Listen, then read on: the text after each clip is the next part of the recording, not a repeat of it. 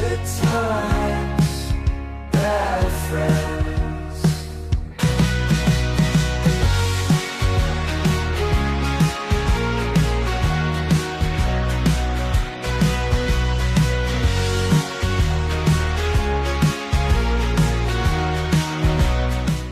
Today on Good Times, Bad Friends, we're joined by Mark Kissinger. Mark grew up in Celina, Texas, played football, and studied biochemistry before heading to Oxford and eventually earning his MBA at Rice. These days, he's a financial advisor, a coach, and now an author. But what stands out most is his passion for mentoring kids, coaching rugby, and investing in people far beyond money. He's a man who cares about legacy, faith, and purpose. And we're diving into all of it today. Mark, welcome to Good Times, Bad Friends. Let's start with your story because you've had a pretty unique journey thus far. Well, man, yeah. Grew up in Celina. Actually, my great-great-great-great-grandfather came from Celina, Tennessee in a covered wagon. He was one of the early founders of Celina, Texas. And they were going to stop in Arkansas, but there was an outbreak of hog cholera. And so they kept going, and then the wagon wheel broke off in Celina. And so they said, this is home. And I'm living on the same land that they got back in the mid-1800s. And I've got a lot of family, around where we live because people have just kind of divided up, their portion to other people. And so that's my plan for my kids. If they want it, they would be dumb not to. But to give them each a couple of acres and let them have their families as well. And I'll live here on a little compound. We like to call it Kissingerville. I've got a sign at the end of the driveway that says, welcome to Kissingerville, population 6. Well, it's like 9 now because Kevin can't figure out how to use birth control. We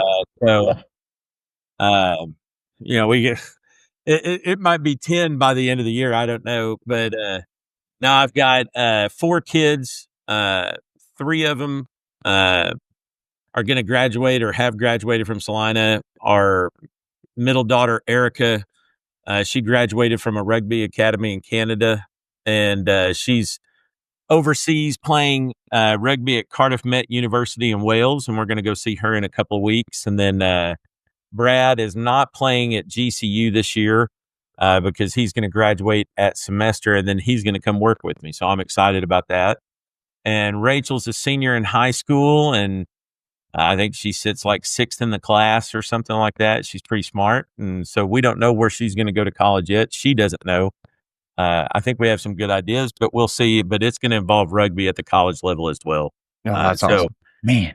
Right now, man, I work and then broadcast the games on Friday nights. I'm starting a podcast with Coach Elliott on Saturday mornings now to kind of recap the game. Yeah. Built an app for our broadcast that has live stats. So it'll have play-by-play of what's going on. Pretty excited about that. I built that this weekend. And then coach rugby when football season's over and wrote a book. And, that's about my life, man. And Marvel Rivals, that's my other passion.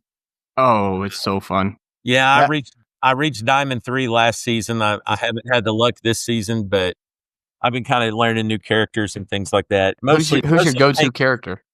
If I had to choose a go-to character, Magneto or Rocket, depending on what the team needs. I rarely play DPS, mostly tank and healer. Justin, what you got for that? I was going to say, you guys were just speaking German to me, but anyways, to kind of pivot away from me being completely lost in the conversation, I always think it's cool when we bring somebody that has obviously been in the town that we grew up in, and now we just see from a different perspective. We were also cut short on a very, very good Colin story, which we're always privy to when we bring a good guest on. So to give some perspective, when you had met your now wife, you were starting on a story about Colin, just to give some context. But obviously, when we were growing up, you were still kind of a little bit older and kind of knew of us. Yeah. Can you go ahead and elaborate on that story that you started on? Appreciate that callback. When I started dating Jennifer, she was babysitting because she wanted to stay with Kevin, and so Colin was one of the kids that she kept. And Angel, so just a breeze. to further tell the story, I knew Wendy back in high school, Colin's mom. Heyo. Yeah. Well, I didn't know her in the biblical sense. I just knew of her. We were friends, Appreciate that I clarifying. need to put that some qualifiers on there. But no, Wendy and I were friends in high school. Went K through 12 together. So when Jennifer told me, "Hey, this is Wendy's son," it all kind of clicked. Like Okay. I understood, and I started talking slower to him. And no, I just no. He's a special boy. I got to be good to him. Yeah. So like the first time I met Colin, I guess he had just done eating lunch, but it had been a while because he had this streak of ketchup on the side All of his right. mouth and it was dried. And I was like, I don't know how great this woman is going to be raising the kids like if she can't wipe his face off. And he didn't have his shoes on, which is cool. I'm fine with that. But he had socks, and his socks were like hanging off, like, 6 inches off the end of his feet. I was like, man, this poor kid. And then I met Aaron, Colin's brother, and Aaron was real little, and I saved Aaron's life. Do you remember this, Colin, at all? Mm-mm. So on the toilet, there are the little covers for the bolts on the bottom of the toilet, like the little round plastic things. He had one that he had swallowed, right? And he was choking on it. And I was like, oh my gosh, this kid is about to die. And like, I'm here, like, supposed to be helping watch it. But luckily, I slapped him on the head a few times and it came out. I don't know if I did permanent damage or not. He's all right. But Aaron actually ended up playing high school rugby for me. Did he really? Yeah. Oh, he did. Yeah. Yeah. And so I got to coach Jennifer's family. And you know what, man? I actually enjoyed it so much. I enjoy coaching rugby. So I was a teacher and a coach for 5 years. My last year, I taught chemistry, physics, 8th grade math, Spanish, environmental science, and keyboarding. Yeah, it was a brand new high school in Tennessee. And so they didn't need several classes of physics. They just needed one. And they didn't need several classes of chemistry. They just needed one. And so I filled in all the other things, right? And so, and then I coached football, wrestling, track, baseball, and powerlifting. Gosh.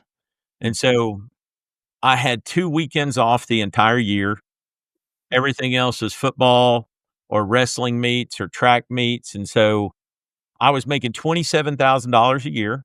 Yikes. Golly, for all Yeah. that super hard work, here's your Yeah. here's Yeah. So nothing. I calculated out my stipends. I was getting paid less than 10 cents per hour for the coaching part of it. Oh my gosh. And That's unreal. so I just say, you know what, man, there's probably a better way to make money.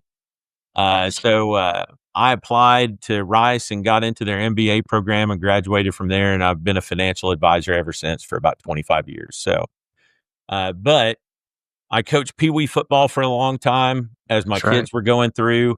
And then even when my kids were done, I coached Pee Wee for a couple more years. And then I've been coaching rugby now for 15 years. And it allows me to be around the young men, right? And I get so much joy out of that. And then Jennifer and I host lineman dinners at our house every Wednesday night. So tomorrow night, we're frying up 84 pounds of wings and 24 pounds of French fries. So we And get it's about, all going to disappear, I bet. yeah. And Celina's grown since y'all have been there. So now like the varsity has, like 53 kids on it, like an NFL roster. And each of the JVs, of which I believe there's 4, have about 45 kids on each one.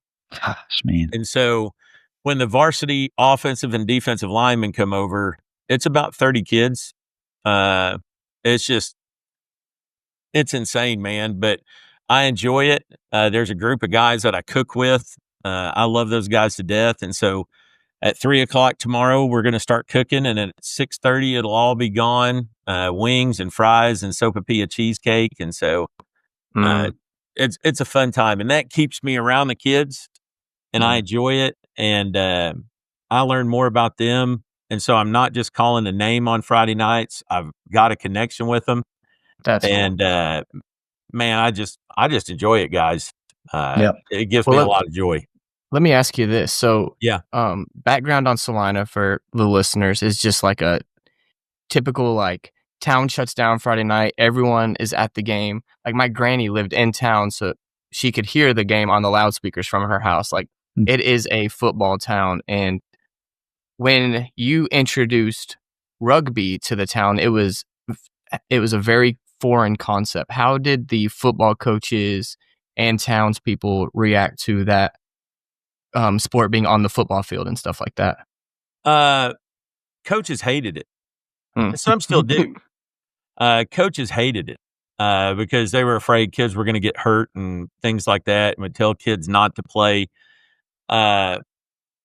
When William Pace got All-State defensive tackle 2 years in a row, and he was also a high-level rugby player, and Trey Hollins, got All-State and was a rugby player, and all these kids are manning the offensive and defensive lines, and they're rugby kids, and they see how much their tackling improves. They've come around on it a lot. We work out in the indoor facility. Coach Elliott allows us to practice in there, and we're blessed by that. And it's really, you couldn't ask for a better sport in the off season because you're teaching proper tackling. And so it takes the head out of the collision because you don't have a helmet.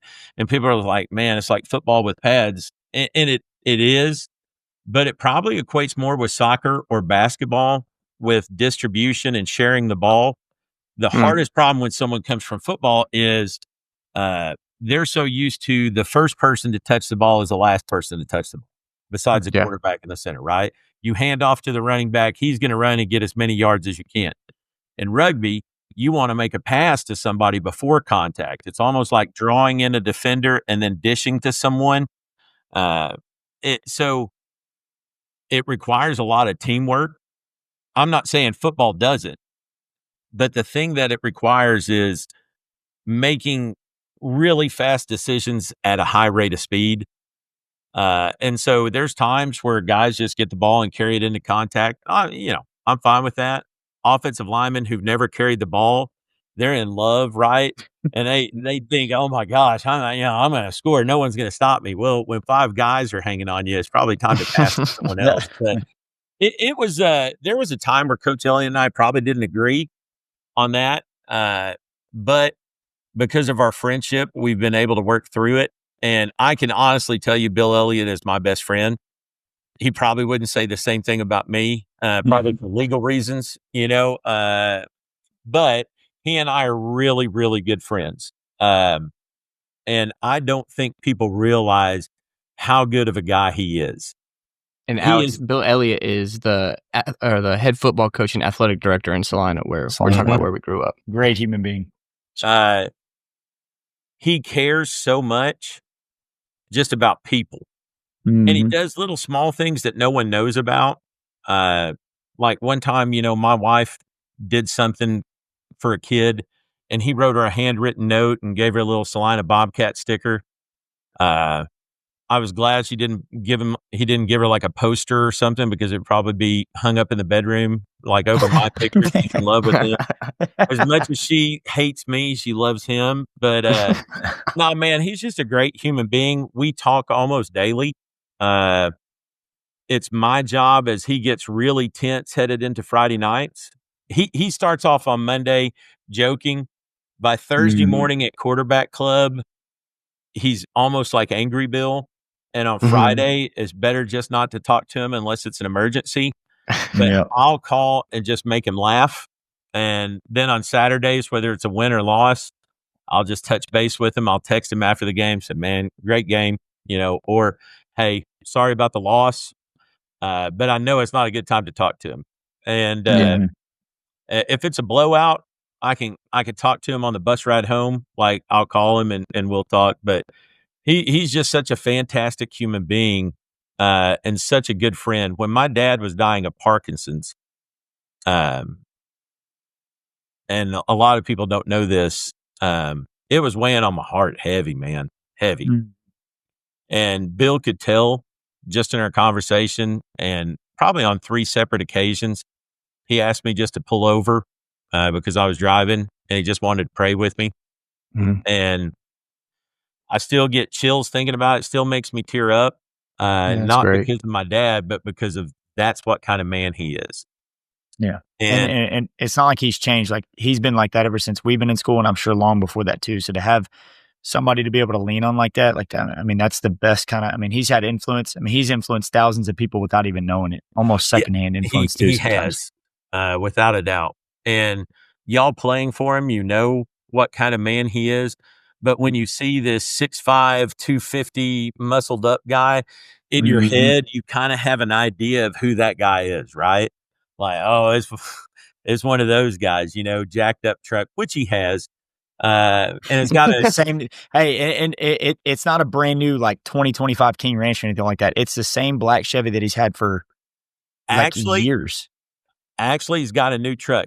It just mysteriously appeared after he won a state championship. Yeah, I was gonna say you won a couple of that state makes sense. championships. Okay, well, before they went 16-0, Yeah, he was a normal guy driving a normal truck. And you know what's crazy is he has one of those drop hitches on his jacked up truck, right? For a boat that he doesn't own. Like he doesn't own a boat. He doesn't pull a trailer. I don't know why he has a drop hitch on it, but he does have some little arrogant ego pride things. And man, that's really what the book that I wrote was about. And you're probably thinking, if you've read the book, how can a guy who is such great friends with a guy just make fun of him for 200 pages? And that's because I love him, and I wouldn't make fun of him if I didn't. Right. And I love him a lot, so I made fun of him a lot. But when he won the state championship, I was so grateful for him, and the hug that he and I shared. It's the last picture in the book, and you could just tell the relief, and the pressure was lifted for a while. And man, it was so good to see that. So a lot of people may not know, as Celina was going through the playoffs last year, Alvarado, I believe, was their third round opponent. And they had this Thanos gauntlet, right? And they had a stone for each team that they were going to beat. And there was going to be 6 stones, and they were going to win the state championship game. Well, we were supposed to be the orange stone. So Bill asked Sheridan, hey, man, go get a Thanos gauntlet. He's going to smash it with the sledgehammer before the game in the locker room, right? In typical Share Bear fashion, he comes back with a Lego Thanos gauntlet. So on Friday, it's he and Sheridan piecing these little Legos together to make just so he can smash it into 1,000 so he pieces. can just smash it. So it's the most comically small Thanos glove that you're ever. It was literally about 8 inches tall, right? About the height of my head. And it's sitting there in the middle of the locker room, and this big man's over it with this sledgehammer, and he smashes it, and pieces go everywhere, and the kids go crazy. And he just drops a hammer and says, Sheridan cleaned it up. And like, walks out. And so Sheridan, man, I've given Sheridan a hard time over the years too. He's been with Celina 20 years, Been there which a long is time. crazy to me. And just a week and a half ago, he got a promotion. He is now assistant athletic director. Nice. He's no longer a trainer. So he is that's assistant awesome. athletic director. So technically it goes athletic director, assistant athletic director, and then all the head coaches. So technically Sheridan is Bill's boss as head football coach. Yeah. And Nathan. So if he wanted to smash a Thanos glove, he could get back at him. Yeah, this year, if he Bill wanted would to. have to go get one, right? No, clean that up. Yeah, drop the hammer. Bill, clean that up. It's Sheridan. So, man, Sheridan has been the punchline of several of my jokes over the years. But man, what a great guy as well. Has does so much behind the scenes. Him and Cindy Chirac, they do so much. And even though Celina is growing, it's still keeping that feel. I think I heard from Dave Wilson that he's one of the admin people, of which I think we have 90 now or something like that. We have a director of branding for Celina High School. Nice. Yeah, That's not in a cornfield. Yeah. Okay. Hey, I've got I've got an idea. Put a C on that and orange. Yeah. There you go. Branding. Wow, what a genius. Right. Yeah, it's like Mark Zuckerberg Jr. Yeah, I'm a genius now, right? Yeah. So, no, he was telling me that from the end of school to the start of school, the high school has added like 350, 400 kids. Golly. Yeah, Yeah. there's no stopping what they're about to do for sure. No. Well, and I think that's what's cool too is you always talk about how Celina is a lot different, kind of up there in the Dallas area. Like so much has changed, but also so much is the same. So it's like this is why I love having your perspective on there is because we never really thought about it, and now we're only 11 years removed from high school, and we're always looking back, thinking with just the relatively small amount of time that's passed by. Like, man, so much has changed. So like for you, like you've seen that threefold. Yeah. So what have been some of the biggest takeaways, like, like how you were affected growing up with sports? Obviously, you talk about how you stay close with Coach Elliott. Like what was the role sports played for you? And then what was it like growing up in Celina when you did? And then, now how do you see the influence of Celina on a kid in today's world? I can't even begin to tell you how the world changed when G.A. Moore showed up. Oh, yeah. It was rumored. So GA had been at he had been at Celina, then went to Pilot Point, then went to North Texas as their head coach, and then took the job in Sherman. And he took Sherman from 0-10, every year to 5-5 in back-to-back years, which in Sherman at the time was a major win. But GA realized it wasn't the life that he wanted. He wanted to get back to a smaller school. And when he came in, I remember like people are like, man, I heard we hired G.A. Moore. G.A. Moore. It was crazy how the people in town switched gears and said, hey, y'all better get home. G.A.'s going to be riding around. Y'all better do this. G.A. ain't going to put up with that. It was like it changed. And Celina had a pretty good coach before that, and Coach Bagby, Greg Bagby, who's he's been at Wimberley, he's been at Lampasas, he's been a lot of places, and now his kids are coaching. He was a good coach, but when Celina could get GA, it was kind of a no-brainer. And so they took a team that went 6-5 the year before, and what they did in 1988, I wish people could understand what they did. We lost the first game of the season to Frisco, I believe 19-8. And then we didn't lose again until the state semifinals. And we were like an underdog in most every game, in the playoffs especially. And we kept pulling out wins, just crazy wins, last minute wins. And then we go play Quanah and we're the favorite. And we end up losing to Quanah in that game, in Wichita Falls on a bitterly cold night. But that really laid the groundwork for what was expected of everyone. And in 1990, we were playing Farmersville for the district title. And I think we were number 5 in the state and they were number 3 in the state, something like that. And Dusty Hudson was actually their defensive coordinator at the time.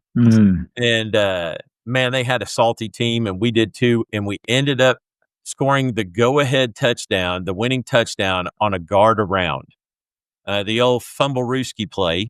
It went like 65 yards for a TD. The kid who was the fullback the year before, they moved him to guard. And man, it just, the town was electric. And then we lost in the first round of the playoffs to Howe.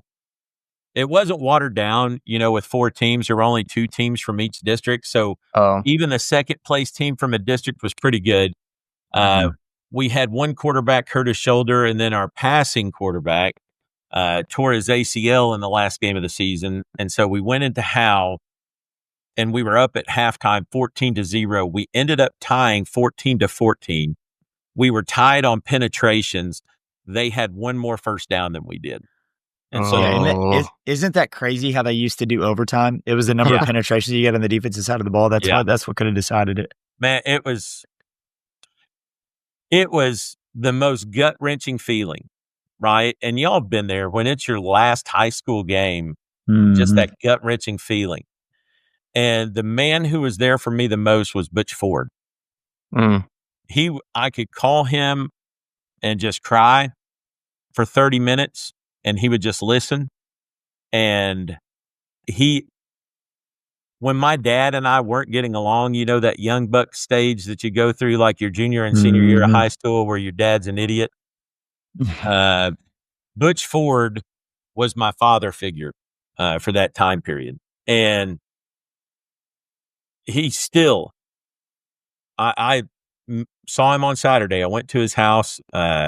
He's been having some health issues, and we were talking, and I was on one end of the kitchen table and he was on the other end, and he got up and he came over and he pulled up a chair right beside me and he put his arm around me and he told me how much he loved me. And man. I teared up. I started crying. Andrea had to go get paper towels so I could blow my nose and dab my eyes. And I know that his time isn't long in this world just because of his age. And he is such a good friend and such a good man. So that's why I wanted to get into coaching was him. I had him for world history my junior year and health and sex education my senior year. I told him that one semester he did really good because I've got 4 kids. The other one, he did well. That, you know, he taught me one good thing. Yeah, so I learned about half of the year. No, so as soon as I would get done with my work and we would get done taking notes for the day, I'd pull my desk up beside his. And, you know, I would draw a formation and ask him how he would stop that. And so we were doing X and O's back in high school. And when I got into coaching, I would call him constantly and he would give me Celina film to watch and things like that. And I had to play Celina. I had to coach against Celina at Celina. And we scored on a screen pass early in the game and went up 6-0. I was like, yes, yeah. The final, I think, was 66-6, something like that. I mean, you know, it went downhill in a hurry, right? But it was such, it meant so much to me, him and GA. GA used to tell us about Bill Elliott all the time, right? Oh, God, y'all want to be good? Y'all want to be like Bill Elliott, 2-time All-State in football? Y'all want to be that good? Tell you what he did. He ate a loaf of bread every night before he went to bed. He said, I gotta put on weight, coach. How can I put on weight? I told him, I said, Bill Elliott, you eat a loaf of bread every night before you go to bed and you'll put on weight. And so, man, everybody's like, all right, you know, Mayor's supermarket up on the square probably sold out of bread that night, right? People trying to eat a loaf of bread. Well, so my senior year before one of our big games, he's like, boys, I got a special treat for y'all. Bill Elliott's here. We're all like, whoa, right? Because he was at TCU and all Southwest Conference offensive lineman and stuff. He came in fat, just fat, right? This is not the loaf of bread guy. Yeah, he had jowls, you know, and kind of looked like Bill Hemby in a way, but he had jowls. But, you know, Bill's thin, right? He just has a big face and a big smile. Bill couldn't button his letter jacket, like the TCU letter jacket wouldn't button. And I was like, dude, if this is what you get for eating a loaf of bread every night, I'm not signing up for that. So I still kid him about that. And it's actually in the book. There's a whole chapter called Bread Before Bed, how my dynasty was formed in carbohydrates. And I talk about it. So the book, I'll go back a little bit. So the Thanos Gauntlet Smash thing, right? When it came time for the boys to do their state championship ring, they wanted Bill swinging a sledgehammer on the ring. Oh, that's cool. That's awesome. Now, and I'm sure he was totally for that. He says he didn't want it, and he tried to talk them out of it. I don't know how true that is, but wink, wink. He put it on the underside of the stone. So, like, you have to turn the ring and look at it, but there is a picture of a sledgehammer on the ring. And I was like, man, nobody but an egotistical douchebag would do something like, I didn't want it. I told kids, I'll tell you, I knew it. I knew as soon as that was on there, I knew you were going to give me heck about that. And I was like, well, yeah. So, man, I busted his chops for a while about that. And I created this kind of alter ego Bill that is like very, machismo, and the way that people think that he really is. And so the book was him writing his autobiography in that character, but it was me writing Yeah. as Bill, but not Bill. That's Uh, awesome. And so it's called I Piss Excellence, the Bill Elliott story. And people are, okay, first of all, Bill said those words at Quarterback Club. He said the words, I piss excellence, right?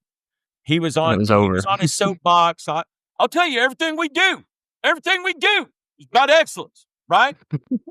We wake up, excellent. In the weight room, excellent. On the field, excellent. I piss excellence. And I'm just sitting over there making notes like, yep. You're like, yep, yes, yep, keep going. Wait, what was that again? yeah. So, man, Quarterback Club's over. I go get ready. I'm leaving for work. I call him. Go ahead. I know what you're going to say. I was like, oh, dude, I'm ready to get baptized in some excellence sometime, And he's like, I knew you were going to say something. As soon as I looked over there at you, and just shook my head because I knew you were writing that down.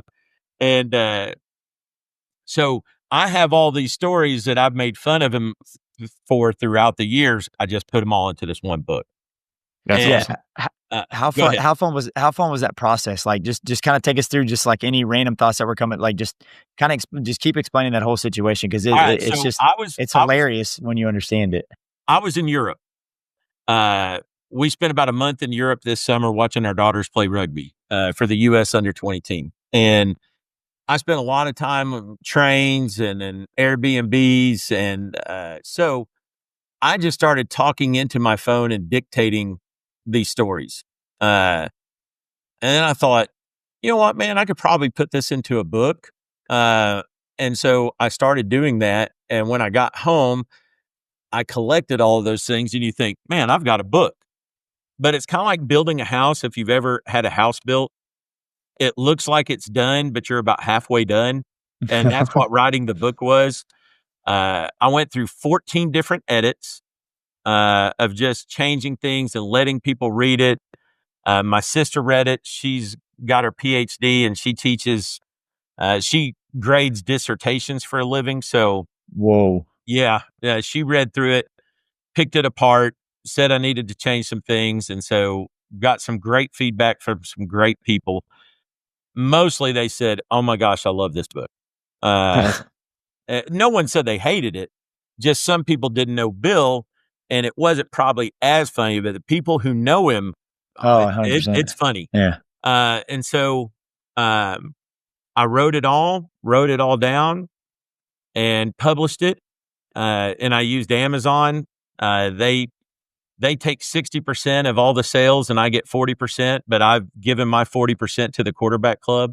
Haven't actually gotten a check yet. I think it comes at the end of October or something like that. But we've raised, I think it's sold 140 something copies. Come on. There for a Nice. while, it was number one on youth sports books on Amazon. Yes. Yeah. Wait, youth Mhm. sports books? Yeah. And then Nothing more motivating. some book about some deaf football team. No one wants to read that, right? They don't piss excellence. Yeah. Yeah. What are we talking about here? No fun in that. It's not like you interviewed him, right? So, it was, but it was there for 2 days, I think. But I didn't care about that. It was something that I had no idea I was going to enjoy so much. Like the creative process was just really cool. And not many people know this, but I started drinking heavily after my dad died. And since November, I've done 3 things that are rare for people to do in this world. One is I quit drinking cold turkey, just quit. Oh, man. Congrats. Thank you. And I haven't had a drop in 9 months. And number 2, I lost over 100 pounds. And number 3, I wrote a book. Dude. And It's huge. yeah, I take some pride in that. And there's critics of the book. The critics are the people who've never read it. And they don't like the title, I Piss Excellence, because that doesn't give off the image that Celina wants to portray. Okay, fair. But I wasn't writing this book as a come to Celina, it's a great place. That's not why I was writing this book. I wrote this book because that's what was inside of me and I wanted to write about. It's like a woman can't change the sex of her baby, right? That's what's inside you. That's what's going to come out. And if someone wants to write a book extolling the virtues of Celina, of which there are many, then write your book, right? Exactly. Then that's your book to write. I'm not going to write that book. You can write it.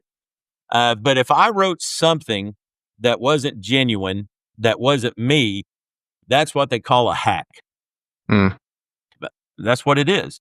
And so we all have this creative person inside of us. And so many people give into resistance.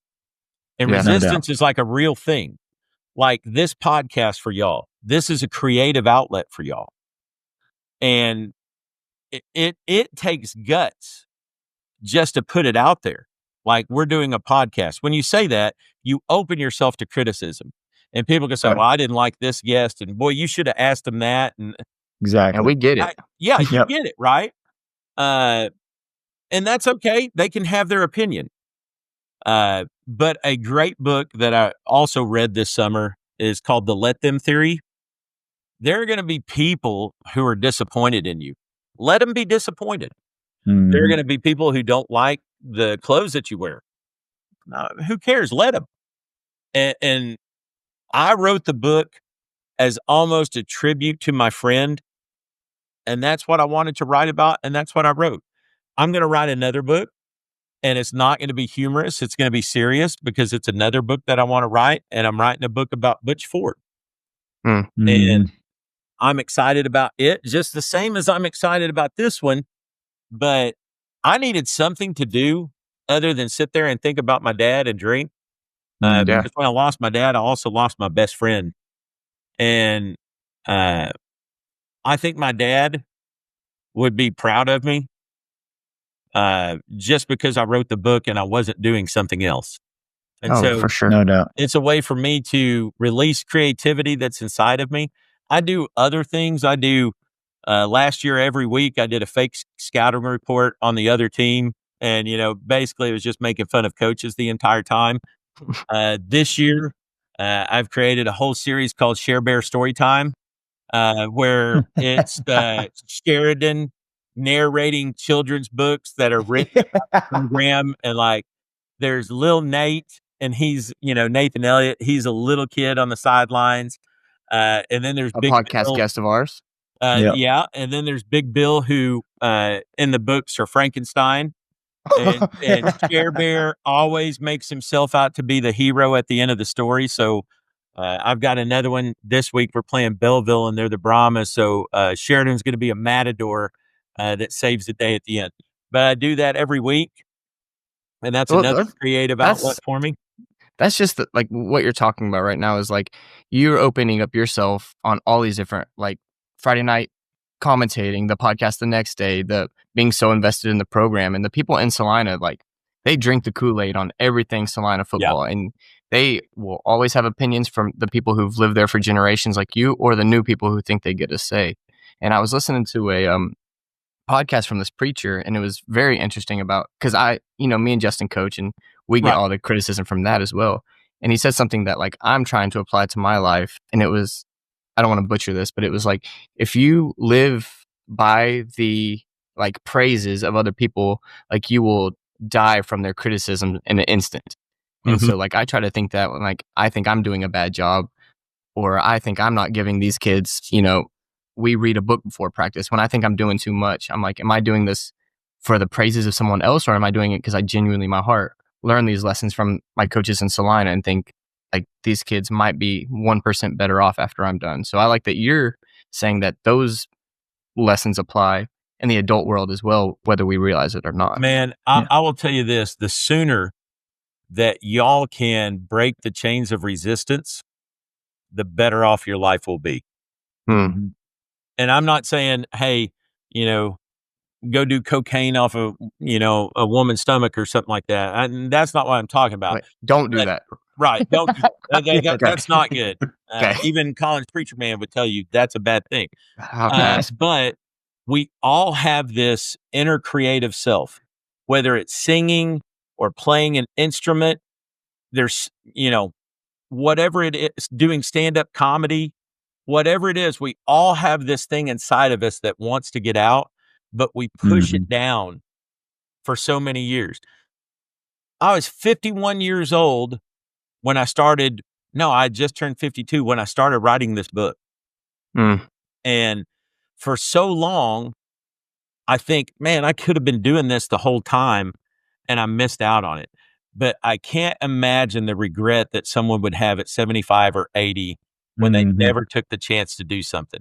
Whether they get up on stage and sing, it's to do a special song at church or sing in the choir or to start a podcast, whatever it may be, the sooner that we can get rid of the resistance. And you'll see this in your players, right? There's this resistance. And in high school, man, it has hierarchies, right? There's the nerds, there's the jocks, there's the cheerleaders, there's these, and everybody kind of knows their place in the pecking order. And it kind of works. I'm not saying it's right, but it kind of works, right? The ag kids, the welders, all of those things. But when you get out into the real world, there's no hierarchies anymore. Exactly. And a lot of people are lost and don't know what to do. And that's really when resistance sets in, because you're so afraid that you don't know your place in this world that you're so afraid to go out and forge your own.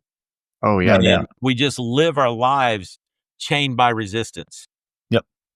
Or at least heavily influenced by something that they feel like they have to be. Like a lot of people don't live for who they want to be. They live for who they feel like they have to be. So whether it's they chase a certain job or they try to get on Instagram and they try to put up this facade, and they do that for so long. And like everybody knows Mark Kissinger has always been a certain type of person, and it's been a very good personality to be around. And it just feels like you've had it figured out. So for you to even say that you've had to find certain aspects about yourself when you're 51, 52 years old writing a book, like I feel like everybody's on that journey. It's just, are you willing to be the person that you want to be and not that you feel like everybody else wants to see out in public or on Instagram and on social media and in their job or anything like that. So I think the quicker that you can find that and the quicker that you can be okay with not everybody's going to like me, but that's something that I need to do in my place in the world to make this place a better place, is to be who I'm supposed to be. Yeah. So I feel like for you, like it just seems like you've always been who you've wanted to be, and then you figure out some little things along the way, and then you overcome some challenges. And I feel like that's the key to life in most situations. Man, it is.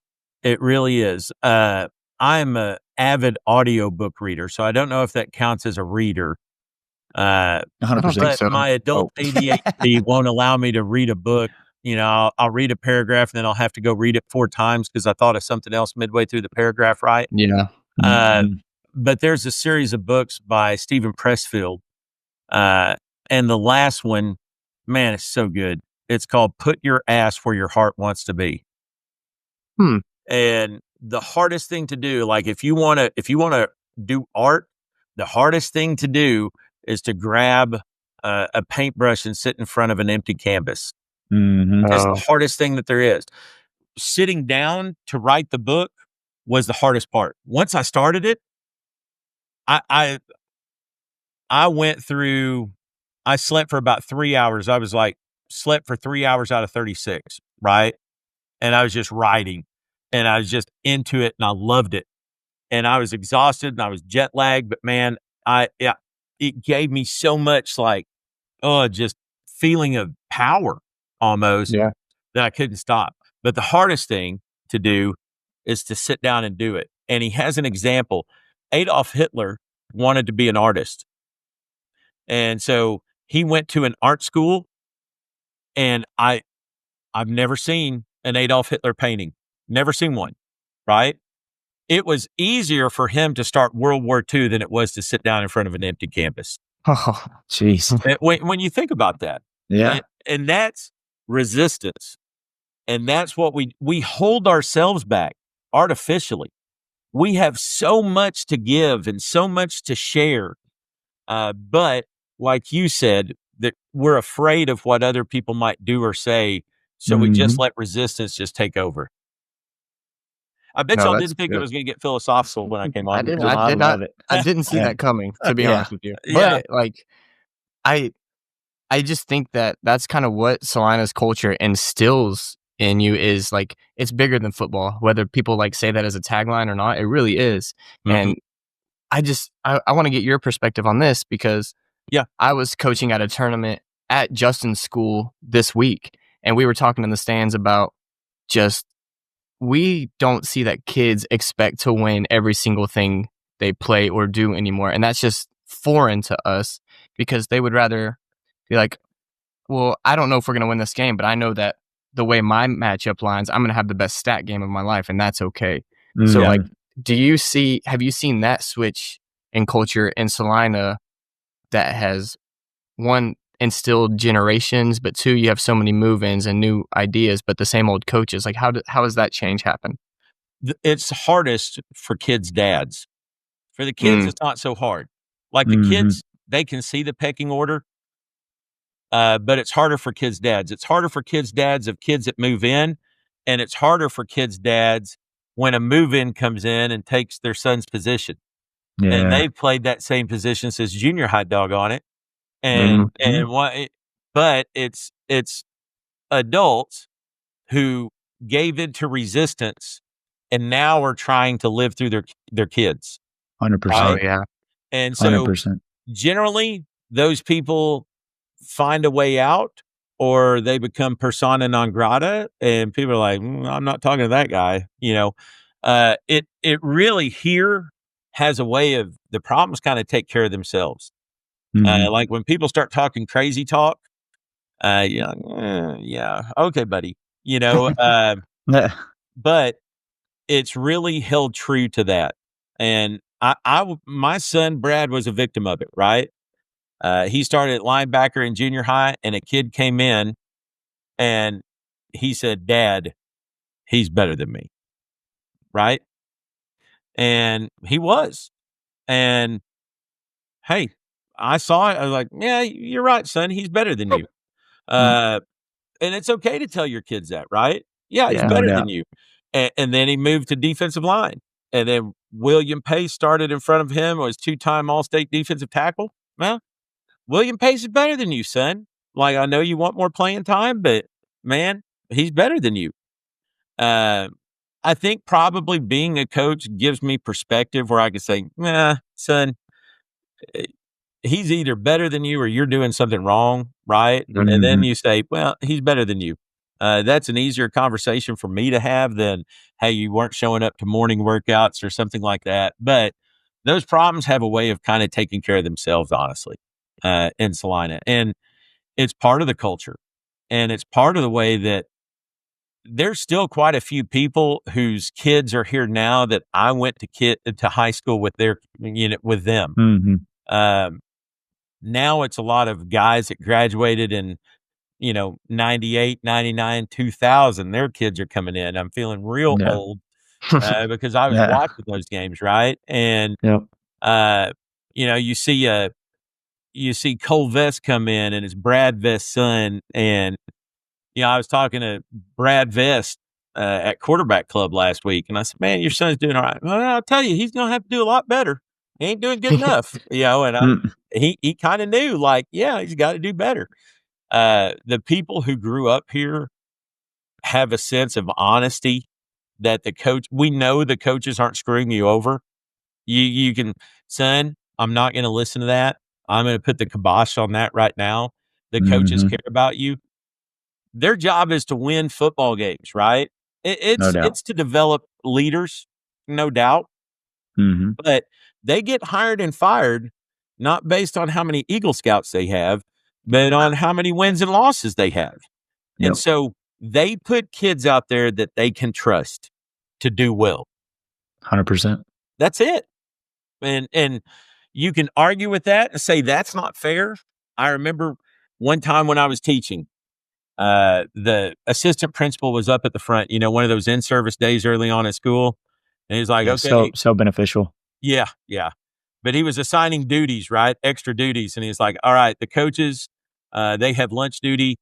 And everybody else is parking lot monitors before and after school, and one teacher's like, well, the parking lot duty is 45 minutes and lunch is only 30. That's not fair. And I say, you know what? The fair's an event in October. And because we're teachers, you get a free ticket, right? Like, that's what's fair. And I got called into the office by the principal. I was like, crap. I probably should have said that. My bad. Too far. No, he actually said, I can't tell you how much I appreciate you saying that, and just nip it in the bud. Like, thank you. But we grew up in an environment where the strongest, the toughest, the meanest, the best played and won. And I was so blessed. And the things that the quarterback club does, the mentor program, and the difference that men make in kids' lives. Y'all don't know this. There was a certain young man about y'all's age, maybe a year older, so I think right at the same age. Y'all remember the first time we lost to Prosper, like ever? Yep. At Celina? 2008, right? Yeah, it was homecoming. I played in that game. Yep. Yeah, it was a rough night. Sorry. And one of the kids, they had a long touchdown run. Their running back, I think, took it 96 yards or something like that. Yeah, Bucky. That was kind of the final nail in the coffin. And a kid missed a tackle in the open field. And after the game, he was disappointed and sad, and he went home, and his dad told him he couldn't stay there anymore because he missed that tackle. Oh, jeez.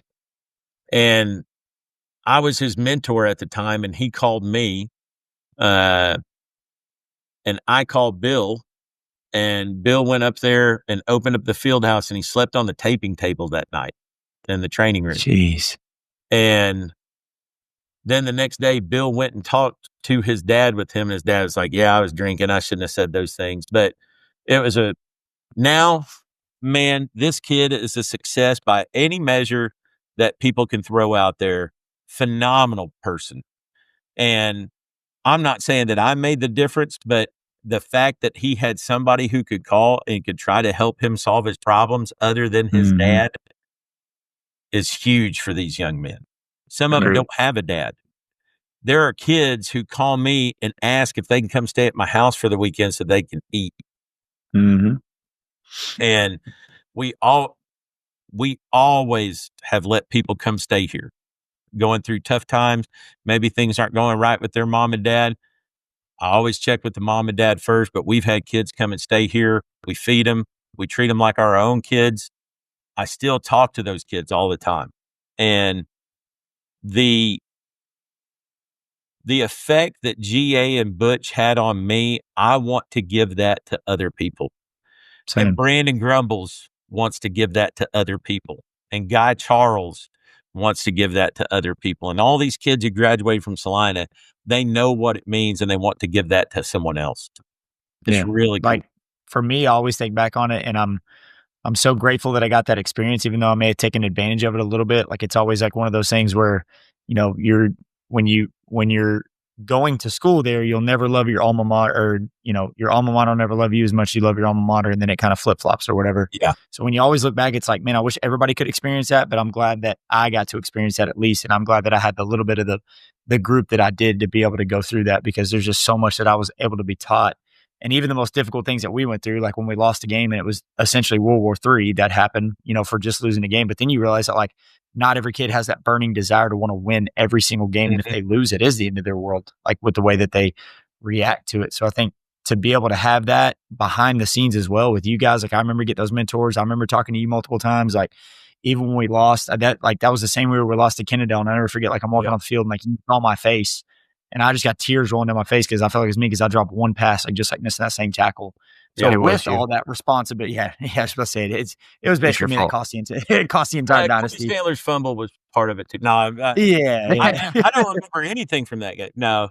Damn, I was on a great team. I'll tell you a story that a lot of people don't know, and y'all probably don't know this, and I didn't know it until many years later. The old indoor facility. Now Celina has this mega nice. I know. They're so spoiled. God, they're so spoiled with all those facilities, man. Books That's written crazy. about them. The old indoor facility, no one in the state of Texas had that at the high school level when we got that my junior year. No one. That was all built by quarterback club members. Really? And they went to the bank, and 20 of them signed their name as co-signers on a loan to get the materials to build that and Wow. built I that did not indoor know that. facility. Yeah. And man, those guys believed in the vision of what GA was saying and knew because a lot of them played for him when he was there at Celina the first time. Mhm. They knew what he could do, and he knew the impact that he could have on kids. And so they wanted to give him everything that he asked for. We had, 40 yards of indoor turf at that time was Yeah. unheard of. That was like a pros thing or a big college thing. And now to see what we have now, oh my It's gosh. unreal. There's a lot of small Division I colleges that come in That and say, don't have "Coach, that, man, yeah. we don't have anything this nice." For the longest time, UTSA would come in and they'd be like, "Dude, we don't have anything this nice." Yeah, Now, college is a downgrade for some of these kids. it is. That's And, crazy. and a lot of people don't understand why Celina kids go off to college and decide, football's not for me because it's Yeah. not the same. It's not just the No. facilities. Yep. Dude, no one on campus cares, if the football team won 100%. or lost. Hey, they're getting drunk afterwards. That's all they care about, right? Mhm. Like, it doesn't have the same significance. And they get there and they feel this emptiness, right? Mhm. That's not there anymore. And we spoil them. And Yeah. I'm okay with that. I'm okay with that. But man, now Bo Bentley looks like he's going to make good. Yeah. Committed to OU. He's coming back for his senior year. It was funny. A funny story a lot of people don't know is Ohio State asked Coach Elliott if they could come and watch Bo Bentley throw. And he was like, man, he's been throwing a lot. Like colleges have been coming in here. He's been throwing a lot. I got to take care of him. Well, Coach, we'd like to see him, and I don't know when we're going to be able to make it back. And he asked Bo, and Bo's like, yeah, I'll throw for him. And the coach said, let me tell you, I'm going to watch him. I'll go back and talk to the rest of the offensive staff. We'll decide if we're going to make an offer or not. And so came and watched him throw, left and headed to the airport, and on the way called and said that Bo had an offer. Impressed him that much. He's a And real deal. the people who have come through to watch him throw is insane. And the fact that, Dak's there working with his quarterback coach and Bo Bentley's working Mhm. with the same guy. And like, we're so lucky. And until you go to a Gatesville or, and some of these places, even Lexington that's won a ton, right? And does extremely well. They don't have this. And Mm. it's generally like when a head coach comes in, he like a really good one, they'll do well for a while and you use it as a stepping stone to get somewhere else. We've Yep. been so fortunate that Coach Elliott has stayed here for the 33 years that he has. That Mhm. continuity. Aaron Ford graduated the year after me, still coaching. Josh Yep. Sherrock, Troy McCartney, gosh, Big time names. I'm missing guys, right? That Gene Crook, right? There Yeah. are guys that were winners and they wanted to be a part of this. Nathan Elliott. But it's just, we're just so blessed, man. And I'm so fortunate. Our booster club meetings fill up the upstairs dining facility now. Yeah. I think it was like 110 people last week at 5:30 in the morning on a Thursday for a booster club meeting. It's Wow. unreal, man. Like Yeah. that type of support. You tell people that and they're like, wait, what? Like we struggle to find they're 6 like, dads "All to right, put our this blow guy- up up. Yeah, this Mark, it's Mark. Take it with a grain of salt, right? Like, Yeah. man. Yeah. But no, You can barely get seriously, people in the man, stands. it is so good. And every varsity football player has a mentor assigned to him for the season. We get to meet him tomorrow night. It's a little ice cream social thing. Y'all remember that where you meet your Yeah. mentor? Yeah. Yeah, we still do it. David C. He goes and gets the bluebell and we sit down and have ice cream with our mentor kid. And dude, these kids, I'm like, which one of y'all is so and so, right? Because I don't know them like I used to, because there's so Mhm. many of them. And some of them I see, and I'm like, wow, like Colton Rodriguez, right? I think he was All-State maybe on both sides of the ball last year. Yeah, he's a stud. He's at Tarleton right now, right? Yeah. The first time I saw him, I was like, wait, you're Colton Rodriguez? Like, dude, I was expecting a lot more than this, but it's funny seeing those kids just like in street clothes because you see them in their helmets and their shoulder pads and they Mhm. look bigger than life. And then you see them for real and they're just normal kids, man, Mhm. with just a desire to play football. It's awesome. And people, and we kind of touched on it. People in Celina just like love it. Like so my family, as you know, is Yeah. like pretty big there. So when we do our like family Christmas or family Thanksgiving, whatever, we're going to like a church gym, and the women are off talking, and then there's about 4 tables of men talking Celina football, but really not. They're like, oh yeah, they did good this year, but they're naming like people they played with back in the day, people they Yeah. played against back in the day. Like Mhm. it's not a culture that you just like, oh, this was my time here. Like it sticks with you, and the people that stay, man, it's not a religion, but it's pretty dang close to, It is. you know, what It's you very read cultish. and breathe. Yeah. It's very cultish. But man, another thing that I did is I built an app over the weekend. And the more access that you can give people, the more they lap it up. They want doubt. that. Like Yes. they want to know how many yards Bo Bentley threw for in the first half, right? Like Mhm. Especially they the wanna other know, teams. right? And they will. And I did it because people were texting me constantly throughout the game, like, how many yards does Ricky Gutierrez or Logan Gutierrez have now? And I'm like, dude, ask Peter, my stats guy behind me, and so we said, hey man, we could take a lot of the traffic off of our our phones. People text us during the game Yeah. just by creating this app. And so thank God for AI. It basically did all the coding for me. I just told it what I wanted and it wrote all the code. So It- what is the name of the app? So I guess the first week of football is this coming week. Yeah. We'll have this episode out, and most people listen within the first couple of days. So maybe you'll see an uptick in apps Okay. from our, yeah. Talk about it. So You'll see this is 9 what- downloads. It's kind of hard because I haven't gone through a URL shortener. So it's like a web-based app. So I didn't put it through the app store. But there's a website, and then you just add it to your home screen. Like yeah. when you go to that, you just add it to your home screen. I'll send you the link, but man, I don't even know what you could. I'll get you a QR code that you can post over my face throughout the whole video. So people, right? I'll give you a QR code that people can go to and they can get this stuff. So they'll be able to listen to the game and have the live play-by-play going at the same time. And then like quick stats that, hey, we've got this many yards rushing as a team and Belleville has this many. That's awesome. So it's going to be really like almost like an ESPN style game cast, but for high school. And That's cool. we're That's always cool. trying to up our game every year and do more with the broadcast and be more user friendly and interactive. And so, man, I'm excited about this. Well, cool. people are excited that we got to talk to you. I hadn't told anybody because Justin does all of the reaching out, but I had people text me like excited that you were coming on. But just the people that like you talk about Butch Ford and G.A. Moore and Bill Elliott like touching their lives without even knowing. Like you've done that for so many people, and not to get like too sentimental, but like one of the guys that we like run around with, Garrett Carter, when we told him you were coming on, just like opened up in this emotional moment. He was just like, Mark used to like bug me with all the phone calls and everything that he did, and he would not stop. And I finally answered, and he's like, without that guy, I would not have my business that I have today. He was like, he helped me through everything. He helped me save money. He helped me do everything on that side, and then didn't stop when you had his business. Like you had his business. You gave him the courage and like the advice and what to go on to start his business and like support his family. And there's just so many stories Man, like that I'm of so what you're proud doing. of him, right? Yeah.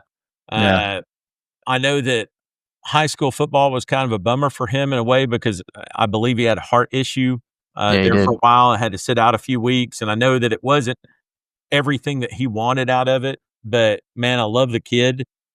And for some reason, I love John Carter. I don't know why, but you know, I'm one of the food, baby. The food kept us coming back. Yeah, man, John is a great dude as well. And so, man, I'm so proud of Garrett and what he's accomplished. I'm proud of y'all, man. Colin, it's the first time I think maybe ever that I wasn't embarrassed to tell someone that I was related to by marriage, you know? That you were going to be associated with him in any way? Yeah, I was like, yeah, Colin's a relative of mine, you know?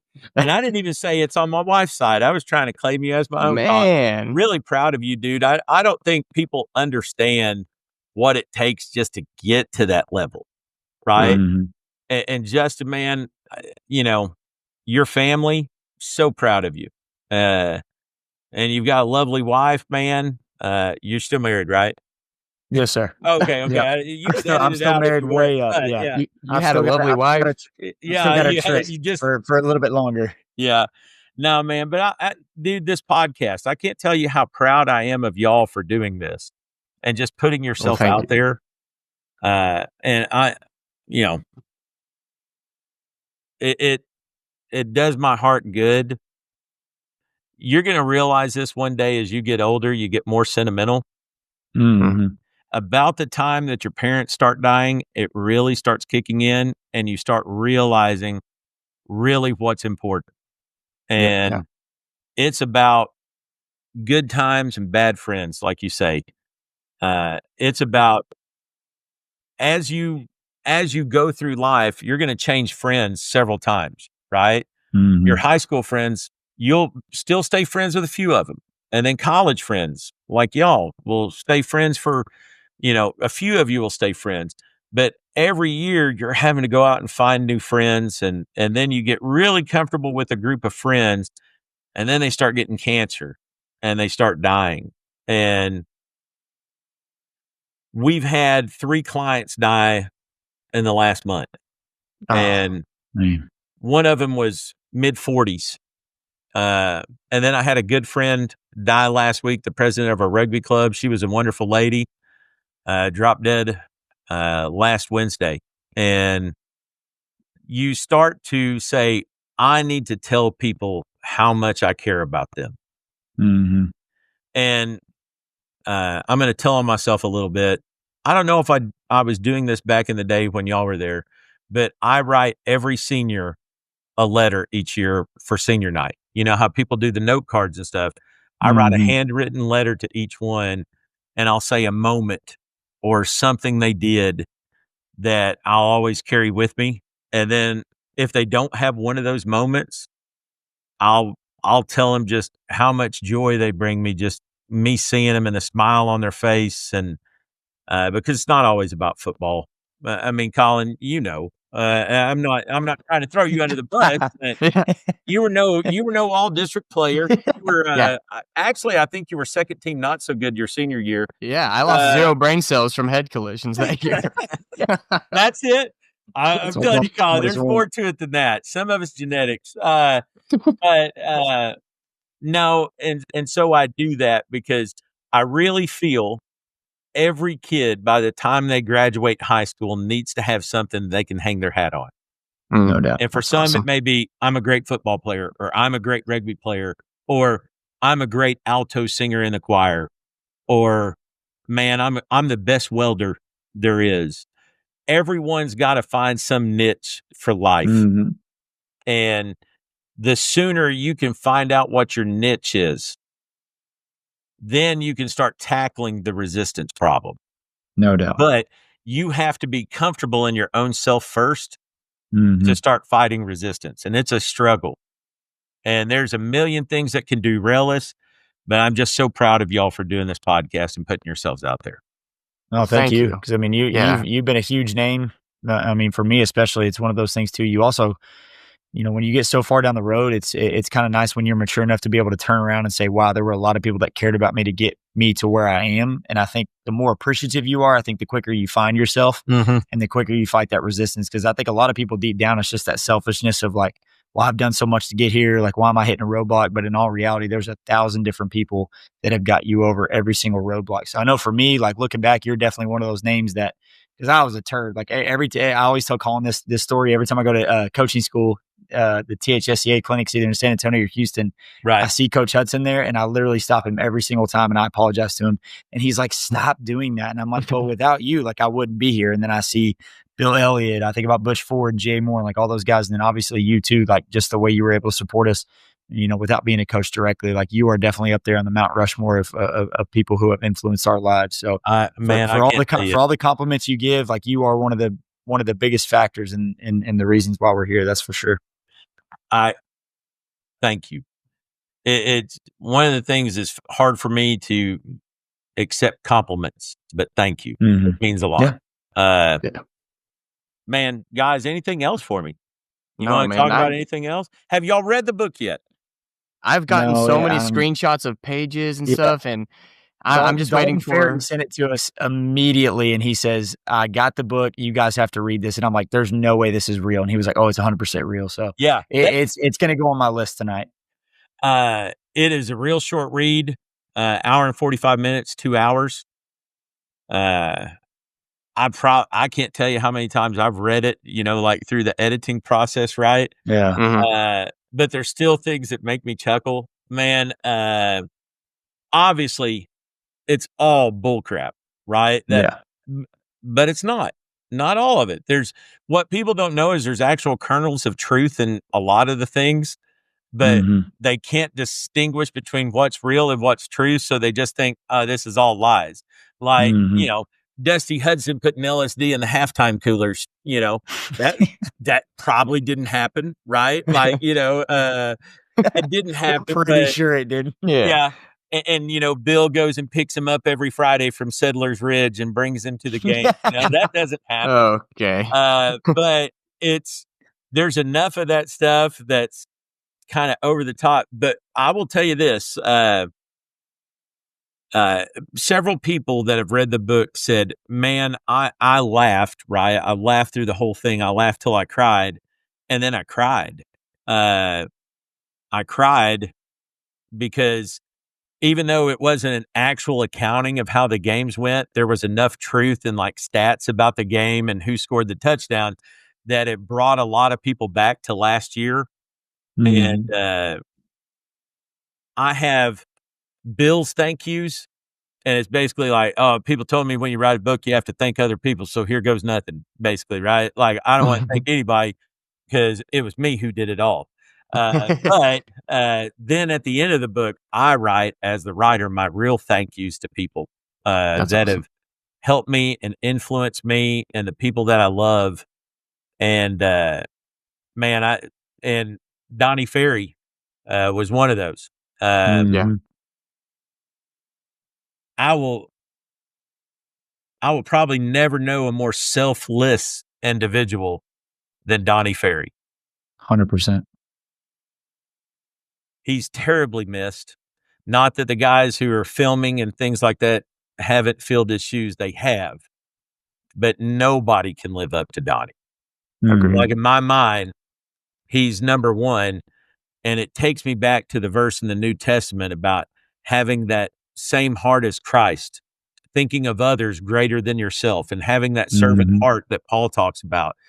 That's really what, when I think of that, I think of Donnie Ferry Mhm. and just the impact that he has had on young men. And Yes. guys like Chris Neidhart and the impact that he's had on young men. And guys like Chuck Christopher and, Jeff Gravlett. I mean, there's just so many of them Mhm.